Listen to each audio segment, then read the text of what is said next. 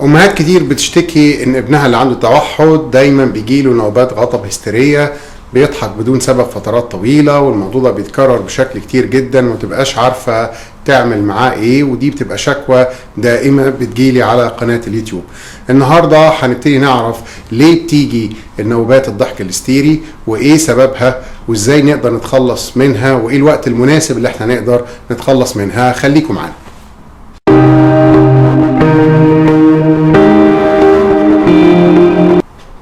اهلا وسهلا بحلقه جديده من كلامي اونلاين. معاكم دكتور احمد عبد الخالق. النهارده هنتكلم في موضوع الضحك الهستيري او الضحك بدون سبب. اغلب اولاد التوحد في مرحله من مراحلهم بيمر ان هو بيضحك بشكل هستيري فترات طويله مرات كثيره، لدرجه الموضوع بيبقى مستفز لكل الناس اللي حواليه، وخاصه لو جه ضيوف او رحتوا مكان او قعد وسط ناس يبقى اول حاجه ملاحظه عليه موضوع الضحك الهستيري ده. النهارده عايزين نتكلم هو ليه طفل التوحد بيجيله نوبات ضحك هستيري او بيضحك بدون سبب. زي ما قلنا قبل كده في فيديوهاتي، دايما لما تيجي في اي مشكله من التوحد لازم تدور على اصل المشكله، وفي المعتاد بيبقى اصل المشكله هو الروتين. يعني طفل التوحد وهو صغير خالص ابتدى يتعود ان بيعبر عن مشاعره عن طريق الضحك وعن طريق البكاء. الاثنين دول ابتدى بيهم وهو ما فيش طفل بيبي صغير لغايه ما كمل سنه وكبر. وطفل التوحد لما بيبقى عنده روتين بيبقى صعب يتخلص منه، فبتفضل القصه دي مكمله معاه، وبيبقى الوسيله الوحيده عن التعبير عن مشاعره يا اما ان هو يضحك ضحك بدون سبب، يا اما ان هو يبكي زي ما كان بيبي صغير وهو عنده سنه. طيب احيانا اللازمه دي او موضوع الضحك الهستيري بيفضل يكمل مع طفل التوحد حتى لو وصل لمرحله ان هو بيتكلم، لو وصل لمرحله ان بقى حتى بيقول عنده جمل وتلاقيه بيضحك ضحك هستيري، لان هو اتعلم ان الوسيله اللي هو متعود عليها ان يعبر بيها عن مشاعره هي الضحك الهستيري. طيب طب لما يبقى في ولد عنده توحد كويس وما بيتكلمش خالص، لما بيضحك ضحك هستيري دوت معذور، لان هو ما عندوش بديل انه يقدر يستخدمه عشان يعبر عن مشاعره. هو متضايق، هو فرحان، هو خايف، ايا كان المشاعر اللي هو بيعبر بيها هو دايما بيختار يا اما البكاء يا اما الضحك الهستيري. وبالتالي لما بتيجي الولد عنده توحد ما بيتكلمش وتيجي انت عايز تتخلص من موضوع الضحك الهستيري ده، يعني نوعا ما كلام مش منطقي. يعني انت يعني لازم يبقى فيه الاول اساسيات وبعدين تبتدي تطالب بالمراحل اللي بعد كده. يعني انت مش ممكن تطالب طفل توحد بالضحك الهستيري يتوقف عنه ومن غير ما تحسن قصة الكلام. مش ممكن تطالب طفل عنده توحد بيعاني من الضحك الهستيري تطالبه ان هو يتوقف وهو ما عندوش طاعة ومش مطيع وما بينفذش المطلوب. فانت لازم الاول تفهم انت هتحط الضحك الهستيري هدف ليك عشان تبتدي تشتغل معاه. اول حاجة لازم تبقى فاهمها، مش هتقدر تتخلص من الضحك الهستيري الا لما الولد يبتدي يتحسن في الكلام. فعشان كده لازم تحط الاولويه الاولى قبل موضوع الضحك الهستيري ان طفل التوحد يبتدي يتحسن في الكلام، ودي اتكلمنا فيها في كذا فيديو قبل كده ازاي تبدا معاه الكلام. طيب النقطة الثانية، طيب لو أنا عندي طفل توحد بيتكلم وبيشتكي من الضحك الهستيري، طب هعالج الموضوع ده ازاي؟ أول حاجة أنت لازم تعملها له، لازم تحط له بديل. يعني إيه بديل؟ يعني طيب ماشي، أنا فرحان بضحك وأنا بتكلم. طيب يا حبيبي ما هو ما ينفعش. انت لما تبقى فرحان تقدر تستخدم الكلام بتاعك دوت ان انت تقدر تتكلم. لا والله انا ما بستخدمش الكلام الا في الاغاني والحاجات اللي انا بحبها. يبقى انت قبل ما تشتغل على الضحك الهستيري رقم واحد لازم تعلم الولد اللي هو التوحد اللي هو بيتكلم انه يوظف الكلام في طلباته. يبقى الاول لازم يوظف الكلام في طلباته، مش هيطلب طلب الا عن طريق الكلام. ورغم ان انت ما طلبت الطلب بدون ما تتكلم يبقى انا مش هنفذ لك الطلب اللي انت عاوزه. انا بشوفك انت عمال تغني اغاني، بشوفك بتمسك صور وبتقول وبتتكلم عليها. طب لما بتيجي تطلب طلب هتيجي تسحب ايدي او هتيجي تعيط عشان تاخد الطلب بتاعك، يبقى انت اللي بتعمله ده مش مقبول ولن يقبل منك ابدا. طالما انت بتقدر تتكلم يبقى بالطبيعي ان حضرتك هتبتدي تطلب الطلبات، ان شاء الله حتى يطلب منك بكلمه وتبتدي تزودها معاه. يطلب طلباته بكلمه، يطلب طلباته بكلمتين، يطلب طلباته بجمله من 3 كلمات، وبكده يبقى انت حققت الهدف الاول عشان تتخلص من الضحك الهستيري، ان الولد ابتدى يطلب طلباته عن طريق الكلام. نمرة 2 ان لازم الولد اللي بيطلب طلباته عن طريق الكلام كويس لازم كمان تبتدي تعلمه ان هو يبتدي يعبر. يعني ايه يعبر؟ يعني يشوف حاجة يقدر يعبر عنها. وكمثال بسيط، لو انت الولد ده حطيت له كل يوم تلت ساعه ونجيب شويه صور ونبتدي نتكلم الصوره دي فيها ايه، ويبتدي يعبر على اللي موجود في الصوره.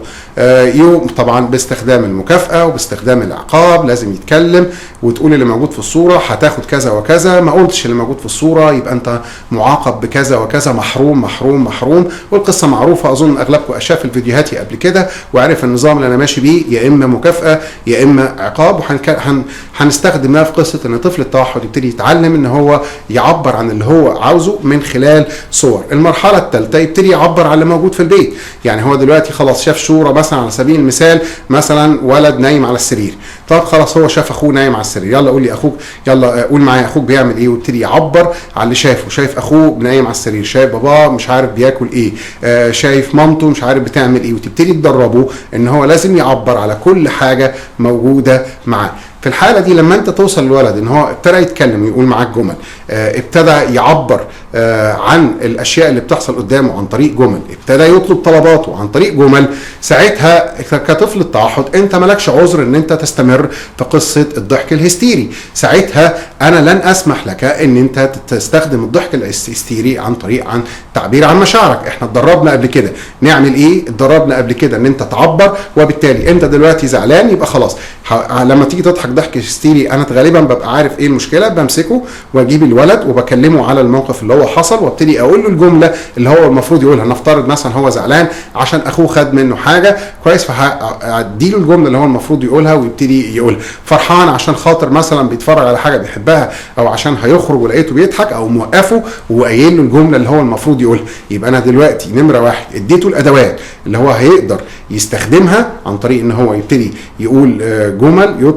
يطلب طلباته، يعبر عن الحاجه اللي قدامه. نمره اتنين ابتديت ابدل له السلوك الضحك دوت، وابتدي احط له مكانه ازاي يعبر عن مشاعره. وانا عندي فيديو كامل بيتكلم على التعبير عن المشاعر، تقدروا ترجعوه في القناه بتاعتي.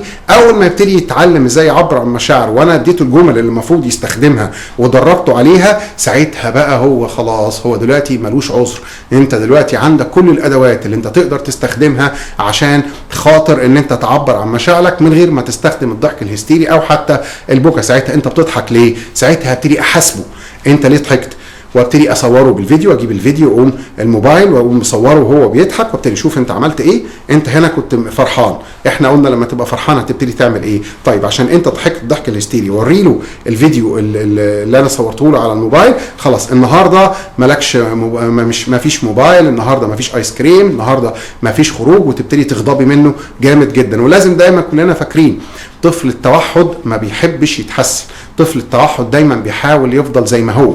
فانت اذا ما ضغطتش عليه مش هيتحسن، وبالتالي ما تستناش ان انت تديله الادوات اللي هيستخدمها يعبر بيها عن مشاعره، بدل ما بيستخدم الضحك الهستيري ومتوقع ان هو لوحده هو هيبتدي يستخدمه. هو مش عاوز، هو عاوز يبقى ستاند ستيل، عاوز يبقى واقف، عاوز يبقى ثابت. فانت لازم تعمل له دفعه للامام عشان هو يبتدي يستخدمها. فكل مره هو هيبتدي يستخدم البكاء بعد ما امتلك الادوات دي هيحاسب عليها حساب عسير. ماما بتغضب، ماما بتزعل، ماما بتحرمني من الحاجه اللي انا بحبها، وابقى وراك وافضل كل مره يضحك ضحك هستيري. كل مره ماما هتغضب ومره هتعاقبه. لكن قعد يوم مثلا على سبيل المثال ما عملش ضحك هستيري وفعلا استخدم كلمه او كلمتين يعبر عن مشاعره، وتقلب الناحيه الثانيه خالص.